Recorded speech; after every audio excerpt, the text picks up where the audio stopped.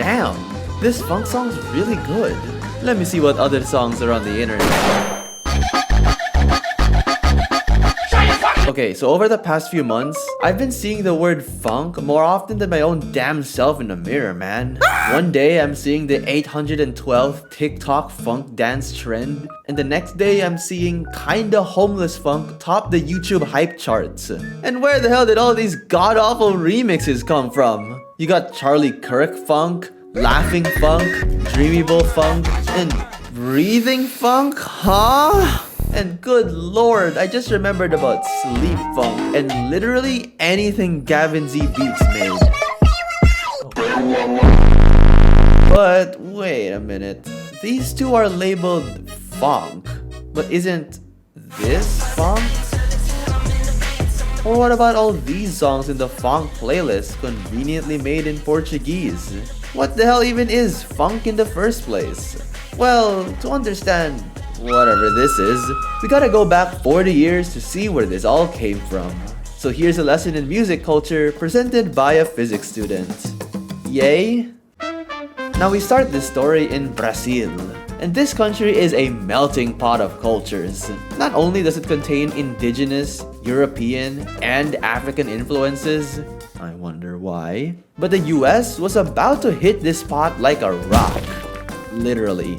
But in the 70s, there were quite a few other genres that made their way to Brazil, including a familiar-looking word. American funk was what I imagined funk to be, cause this shit was funky, groovy, and will get anyone to do whatever this is. Close enough. But one major ingredient was missing to create the original Brazilian funk. See, as the new decades hit, crime and inflation further increased, making life in favelas, aka slums, much more challenging. And in the country's second largest city, one way to cope with all this was to play records of these genres, among others, at local dance parties, aka bailes. And if you're curious, the other way to cope was to emigrate to the US and hope for a better life. Sounds familiar. Tons of Brazilians moved in the 80s to Miami as the US's closest major city.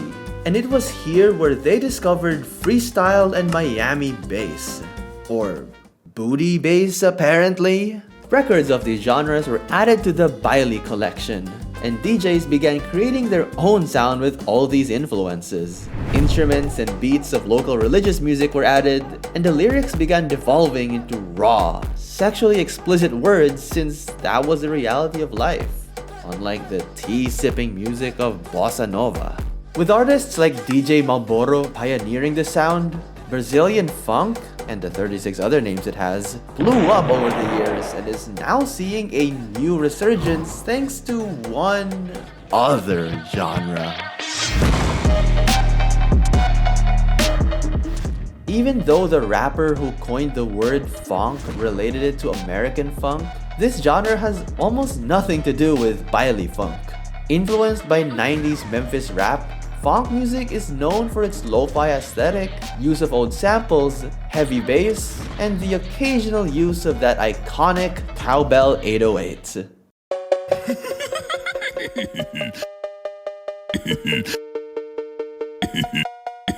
Why so serious?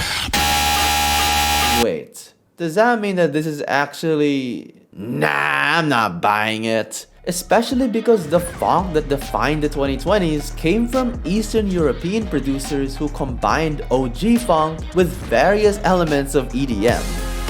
This version of funk was much more fast-paced, heavily distorted those damn 808s, and became associated with drifting car footage, thus creating the subgenre of drift funk. And I'm confident that this is what most of y'all think of when you see this genre pop up. And I don't blame you. This was the genre that blew up on TikTok and confused millions of us, including Spotify, that this was the sound of funk, and not something like this. Through the process, I don't really want no problems. Niggas ain't got no merit. Niggas ain't got no posture. As explained in this amazing video, funk would be yet another sound that would be greatly misunderstood because of one dominating subgenre. Don't worry, dubstep, I still remember you.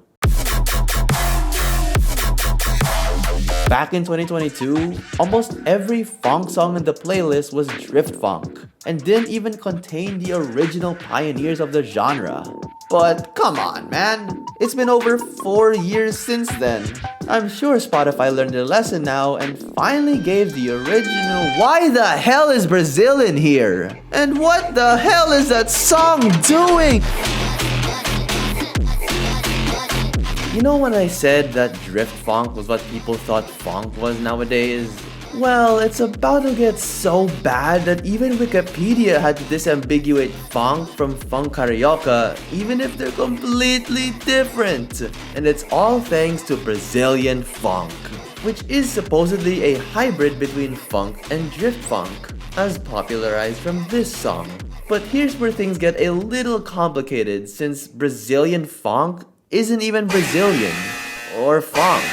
To simplify, the original Brazilian name of Brazilian funk is funk automativo, which is Brazilian funk meant to explode your automobile speakers while driving through bailes. But the term Brazilian funk stuck around to describe all the funk that isn't Brazilian, since several non-Brazilian artists, including this guy, misleadingly called their music Brazilian funk. And the funk part of the word comes from the drift funk that many of these artists used to make.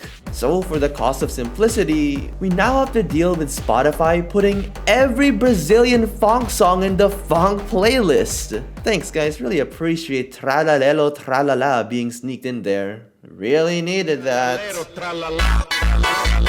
Only Italians know.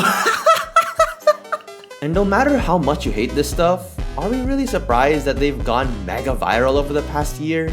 Because the high energy, heavy bass, and ultra tough cover art make them the perfect background music for TikTok trends. Kinda the same reason this kind of music was popping a decade ago. Even if a lot of them literally sound the same, people didn't listen for the sounds themselves, mostly, but for the sound's utility for creators. And speaking of NCS, let's see what their most popular songs last year were. And yep, what did I expect? And because Brazilian funk, or as I'd like to call it, TikTok funk, is now mainstream, calling it a gentrified Brazilian funk is kind of an understatement. What used to be a raw sound made for the favelas has now been mass-produced for celebrities. In Brazilian funk, a common practice is the art of montagem, or assembly, where artists assemble their funk tracks from various existing media. And with Brazilian funk, yeah, don't be surprised that literally everything is being funkified now. I mean, some of them are kind of cool, but oh my lord! I asked you guys to recommend some funk music for this video, and why is a chair an edit for this fucking song? What? Someone put 8 heart emojis for this. Probably has to do with the fact that there's 8 uploads of the same song. This is what I absolutely hate about funk tracks. It's not the tracks themselves. It's the fact that artists know that spamming 100 re-uploads of the same song gets them views. Look at this. Shape of You Aggressive Gaming Funk Remix. What? Wait, this is actually like better than anything Gavin Z Beats made.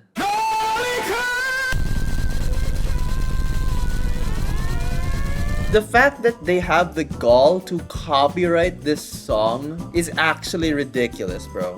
Oh, also a lot of the newer funk music uses AI vocals and covers. Yay! But on the human side of things, I got the help of TikTok funk producer Pacto for not only the research of some of this video, but also for what the current scene is like. And in a nutshell, even calling it Brazilian funk nowadays is outdated since the sound has become incredibly diverse, yet still not Brazilian and not funk. I doubt these artists even know what the Portuguese lyrics mean. Although some sub-genres have been named, current artists simply refer to all their songs when describing a desired track style. For example, here's Accelerada made in a Gia Delicia style, and Skyverse made in a Luna Bala style. All of them are copyrighted to hell except for one, so here you go.